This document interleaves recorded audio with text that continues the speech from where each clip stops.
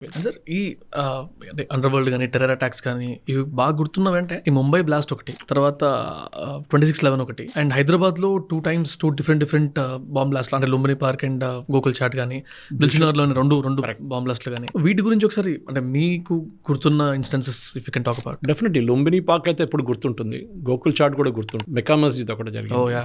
దాని తర్వాత Dilsukh Nagar is different blast. ఈ మూడు చెప్పిన బ్లాస్ట్ ఒకటే రోజు జరిగింది, కానీ దిల్సుఖ్ నగర్ అది సాయిబాబా గుడి దగ్గర సపరేట్ గా జరిగింది. దాని జడ్జ్మెంట్ రీసెంట్లీ వచ్చింది.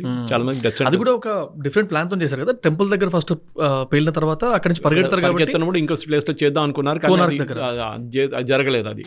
అది పేలింది కానీ ఇంపాక్ట్ లేకుండే దాని, కానీ గుడి దగ్గర ఎక్కువ ఇంపాక్ట్ ఉండే, టిఫిన్ సెంటర్ దగ్గర కూడా ఇంపాక్ట్ ఉండే, చాలా మంది చనిపోయారు అక్కడ కూడా. కానీ ఈ ప్రాబ్లం ఎక్కడ వస్తుందంటే హైదరాబాద్ జరిగిన బ్లాస్ట్ కానీ, మీరు సంజావతా ఎక్స్ప్రెస్ బ్లాస్ట్ కానీ, మీరు మాలేగాంవ్ బ్లాస్ట్ కానీ, మీరు చాలా మంది జర్మన్ బేకరీ బ్లాస్ట్ పూణేలో 2014 నుంచి 2025 ఉన్నాం మనం. ఒక్క బ్లాస్ట్ అయినా ఇండియన్ సబ్ కాంటినెంట్ లో చూసారు ఎక్కడైనా, Indian main continent, that is మీరు కాశ్మీర్ పక్కన పెట్టండి, మణిపూర్ పక్కన పెడితే మీకు ఎక్కడైనా బ్లాస్ట్ కనిపించింది ఎప్పుడు దాకా? ఎక్కడే వస్తుంది దాంట్లో, అంటే మీ ఇంటెలిజెన్స్ మీద ఉంటుంది ఇదంతా.